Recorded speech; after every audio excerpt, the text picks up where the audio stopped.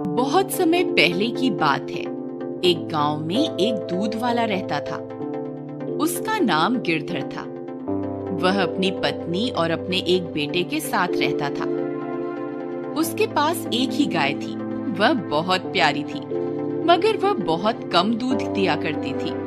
वह जितना भी दूध देती थी, गिरधर उसे शहर में जाकर बेच आया करता था। लेकिन दूध कम होने की वजह से उसकी आमदनी भी बहुत कम हुआ करती थी, जिसकी वजह से उसकी पत्नी उसे दिन रात ताने मारा करती थी। अजी सुनो, इतने थोड़े से पैसों का मैं क्या करूं? इतने कम पैसों में तो घर चलाना भी मुश्किल हो रहा है। आपने पड़ोस के मोहन की बीवी को देखा? वह कल ही नई साड़ी खरीद के लाई है। उसका पति तो उसे हर हफ्ते मेला दिखाने के लिए लेकर जाता है और नए कपड़े भी दिलवाता है। आप तो ऐसा कुछ नहीं करते। देखो भगवान, मैं जितने पैसे कमाता हूँ सारे तुम्हें लाके दे देता हूँ। अब मैं और पैसे कहाँ से लाऊं? जितने पैसे तुम कमा के लाते हो ना, उसमें से आधे से ज्यादा पैसों का चारा तो तुम्हारी ये गाय ही खा जाती है और बदले में इतना कम दूध देती है। इस गाय से हमें कोई फायदा नहीं है। इसे तो तुम किसी जंगल में ही छोड़ आओ और एक नई गाय खरीद लो। देखो भगवान, मेरे पास नई गाय खरीदने के पैसे नहीं हैं। हम जितना भी कमाते हैं उसमें 2 वक्त की रोटी मिल जाती है। मुझे ज्यादा कुछ नहीं चाहिए। अजी आपको नहीं चाहिए तो ना सही, लेकिन मुझे तो नए कपड़े खरीदने हैं और नए गहने भी लेने हैं।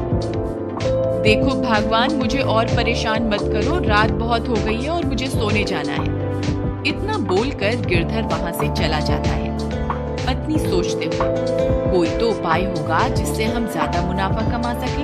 हमारे पास नई गाय खरीदने के पैसे तो है नहीं। मुझे इसी गाय से ज्यादा मुनाफा कमाने की तरकीब खोजनी होगी। अगले दिन सुबह होने पर गिरधर रोज की तरह गाय का दूध निकालकर शहर में बेचने चला जाता है। उसकी पत्नी अपने बेटे को आवाज लगाती है, अरे बेटा मुन्नू, कहाँ है? जरा मेरी बात सुन। जी माँ। जरा बाहर जाकर देख, तेरे पिताजी शहर में दूध बेचने के लिए चले गए क्या? मुन्नू बाहर जाकर देखता है। जी माँ, बाहर कोई नहीं है, पिताजी चले गए। यही सही मौका है। उसकी लालची पत्नी गाय के पास जाती है और बोलती है, क्यों री राम प्यारी, तू दिन रात चारा खाती रहती है लेकिन ज्यादा दूध क्यों नहीं देती? फिर उसकी पत्नी को ध्यान आता है कि उसके पड़ोस में रहने वाले कालिया के पास भी एक ही गाय है, लेकिन उसकी बीवी तो बहुत खुश रहती है। वह कैसे? वह सोच में पड़ जाती है। यही बात पता करने के लिए वह कालिया के घर जाती है। अरे भाई कालिया, जरा बात तो सुनो। अरे बहन सुषमा, कैसी हो तुम? और गिरधर के क्या हाल है?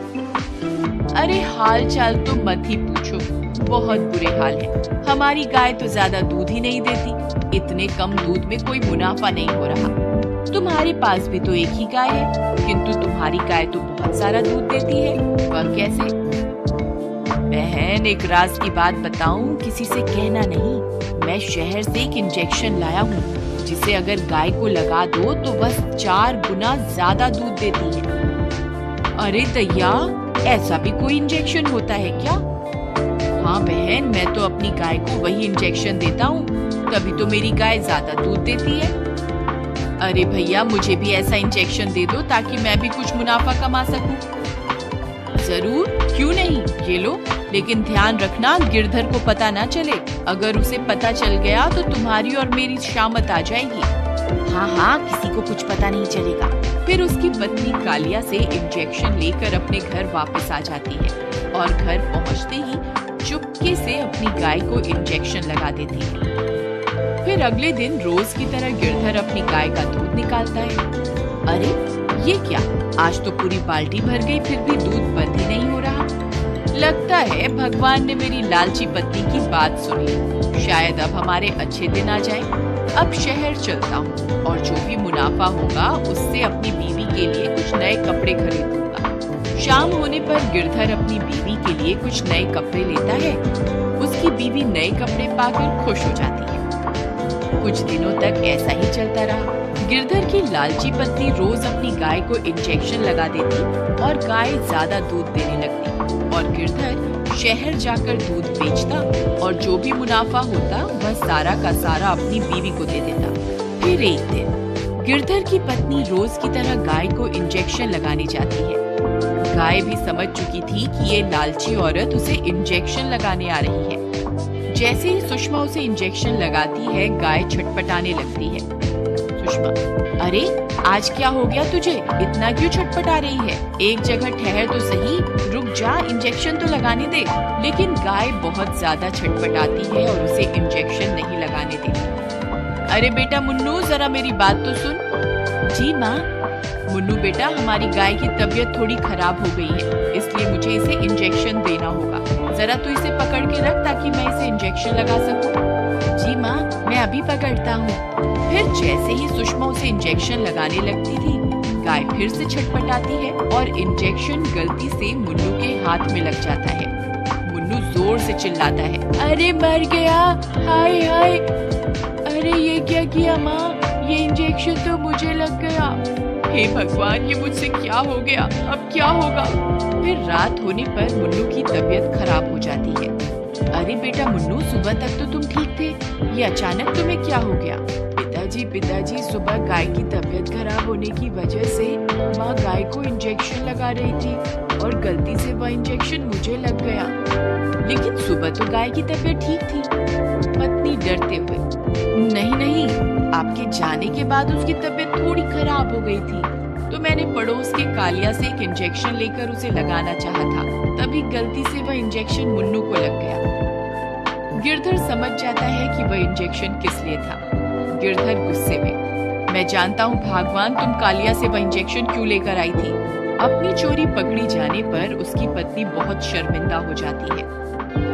मुझे माफ कर दो, ये सब तो मैंने अधिक मुनाफा कमाने के लिए किया था।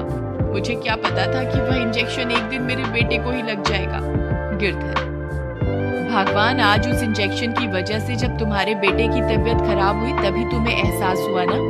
ये सोचो कि जब तुम रोज गाय को इंजेक्शन लगाती होगी तो उस पे क्या बीतती होगी, उसे कितना दर्द महसूस होता होगा।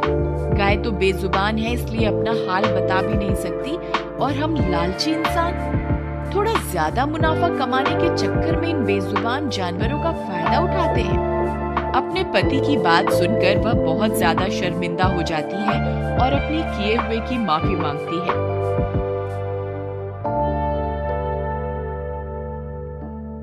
फिर वह गाय के पास जाती है और उससे भी माफी मांगती है,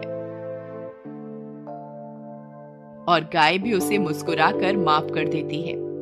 फिर वह उसी दिन से अपनी गाय की बहुत सेवा करती है और उसी गाय का दूध पी पी कर उसका बेटा भी कुछ ही दिनों में ठीक हो जाता है और वह सब कम मुनाफे में भी खुश रहने लगते हैं। मॉरल, अगर इंसान ज्यादा मुनाफा कमाने के चक्कर